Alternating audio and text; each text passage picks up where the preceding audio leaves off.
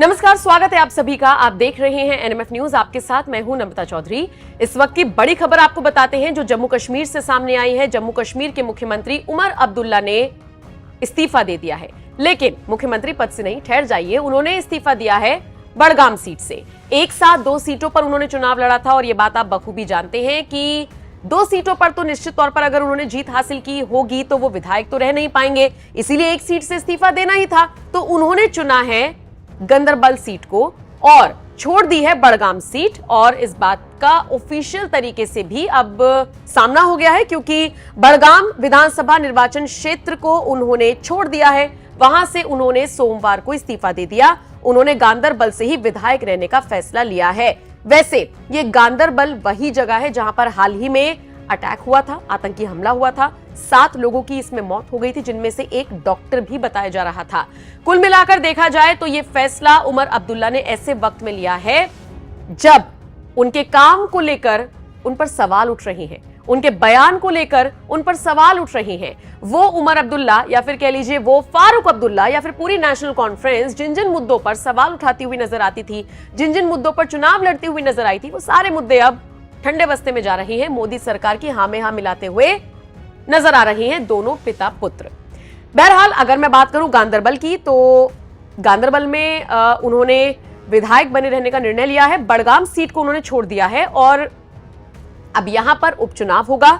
आपको बताते चले, अच्छी खासी जीत हासिल की थी उमर अब्दुल्ला ने, लेकिन एक सीट को उन्होंने प्रोटोकॉल के तहत छोड़ दिया। ठीक उसी तरीके से जैसे राहुल गांधी एक साथ 2 सीटों से सांसदी का चुनाव लड़े थे, लेकिन उन्होंने फैसला किया कि वो वायनाड सीट को छोड़ देंगे और यूपी की अपनी सीट को बरकरार रखेंगे।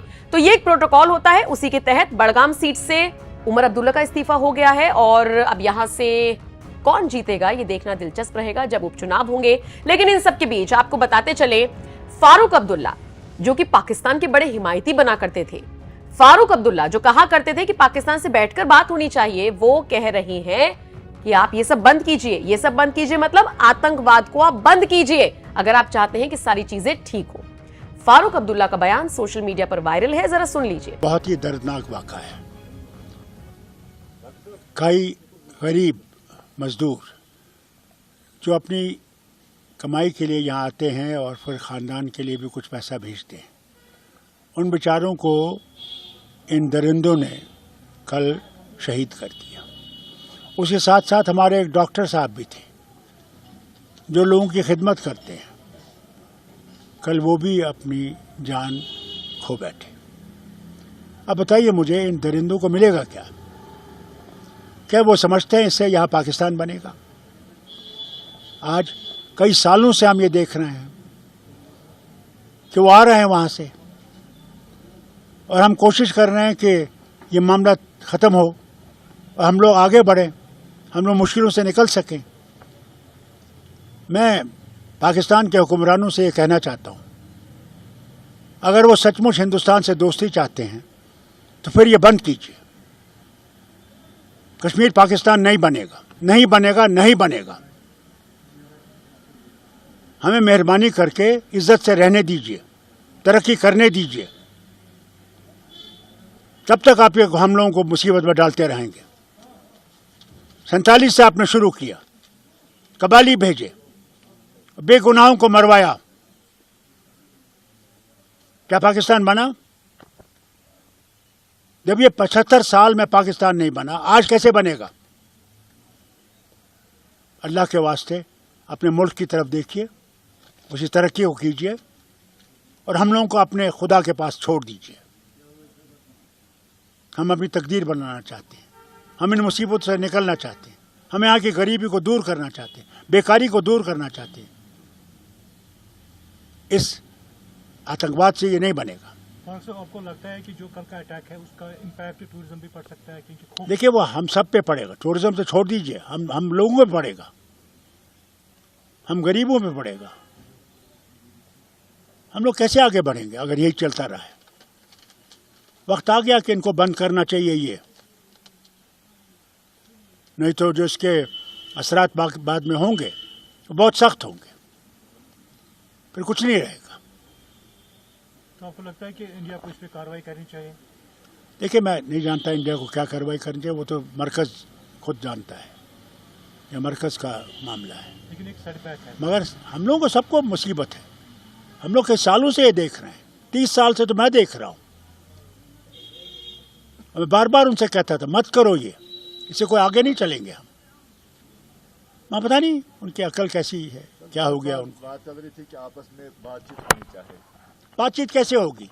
आप हमारे बेगुनाहों को मार डालें और फिर कहें बातचीत करो। फारूक अब्दुल्ला ही नहीं बल्कि उमर अब्दुल्ला भी इसी हाँ में हाँ मिलाते हुए और अपने पिता के साथ सुर से सुर मिलाते हुए नजर आ रही हैं। वो भी कह रहे हैं कि अभी इस मुद्दे पर 370 की बात करना मूर्खता होगी। हाँ, केंद्र में सरकार बदलती है तो हम कुछ सोचेंगे।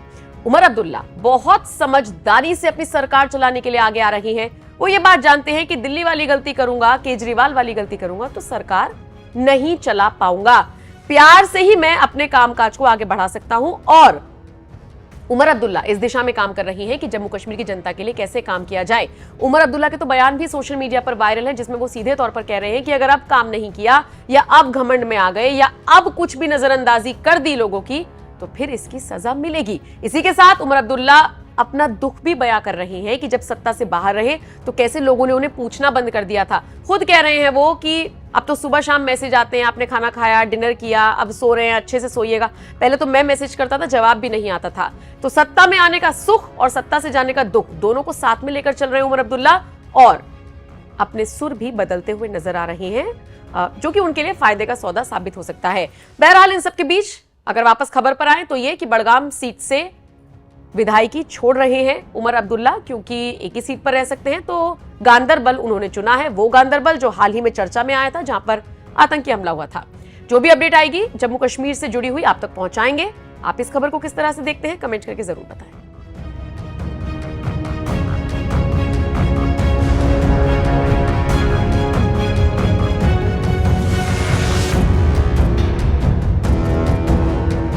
बहुत ही दर्दनाक वाक़ा है।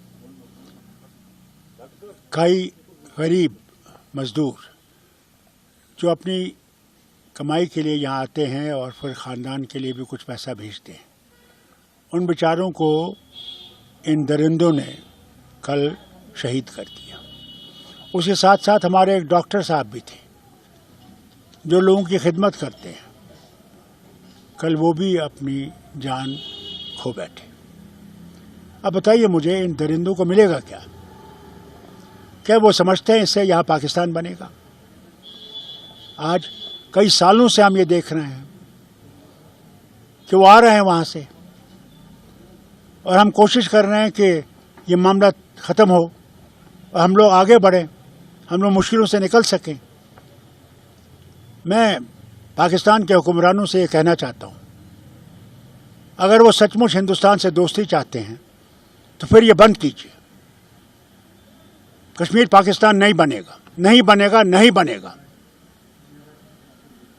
हमें मेहरबानी करके इज्जत से रहने दीजिए, तरक्की करने दीजिए।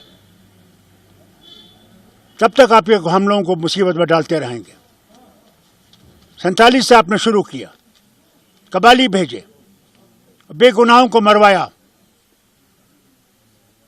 क्या पाकिस्तान बना? जब ये 75 साल में पाकिस्तान नहीं बना, आज कैसे बनेगा? अल्लाह के वास्ते अपने मुल्क की तरफ देखिए, उसी तरक्की को कीजिए और हम लोगों को अपने खुदा के पास छोड़ दीजिए। हम अपनी तकदीर बनाना चाहते हैं, हम इन मुसीबत से निकलना चाहते हैं, हम यहाँ की गरीबी को दूर करना चाहते हैं, बेकारी को दूर करना चाहते हैं। इस आतंकवाद से ये नहीं बनेगा। आपको लगता है कि जो कल का अटैक है उसका इम्पैक्ट टूरिज्म पे पड़ सकता है? क्योंकि देखिए, वो हम सब पे पड़ेगा। टूरिज्म तो छोड़ दीजिए, हम लोगों पे पड़ेगा, हम गरीबों पे पड़ेगा। हम लोग कैसे आगे बढ़ेंगे अगर यही चलता रहा है? वक्त आ गया कि इनको बंद करना चाहिए ये, नहीं तो जो इसके असरात बाद में होंगे वो बहुत सख्त होंगे, फिर कुछ नहीं रहेगा। तो आपको लगता है कि इंडिया को इस पर कार्रवाई करनी चाहिए? देखिए, मैं नहीं जानता इंडिया को क्या कार्रवाई करनी चाहिए, वो तो मरकज़ खुद जानता है, यह मरकज़ का मामला है। लेकिन एक सेटबैक है। मगर हम लोगों को सबको मुसीबत है। हम लोग कई सालों से ये देख रहे हैं, 30 साल से तो मैं देख रहा हूँ। मैं बार बार उनसे कहता था मत करो ये, इससे कोई आगे नहीं चलेंगे हम। मैं पता नहीं उनकी अकल कैसी है, क्या हो गया उनको। बात चल रही थी कि आपस में बातचीत होनी चाहिए। बातचीत कैसे होगी? आप हमारे बेगुनाहों को मार डालें और फिर कहें बातचीत करो।